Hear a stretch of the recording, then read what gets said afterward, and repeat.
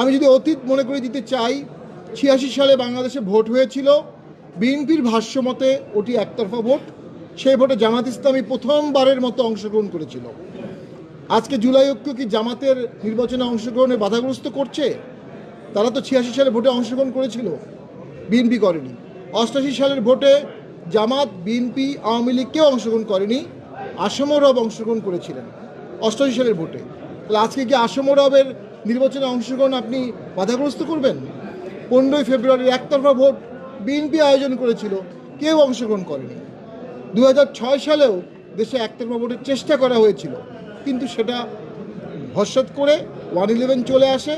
14 সালে যে ভোটটি হয় সেখানে জাতীয় পার্টির বিপুল অংশ প্রত্যাহার করে, একটা অংশ অংশগ্রহণ করে, খুব সম্ভবত চরমনেও সে ভোটে অংশগ্রহণ করেছিল।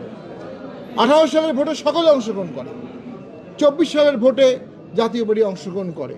তার মানে জাতীয় পার্টির ঝোলায় আপনি 1.5টি একতরফা ভোটে 1.5 1.5টি একতরফা ভোটে অংশগ্রহণের দায় দিতে পারেন।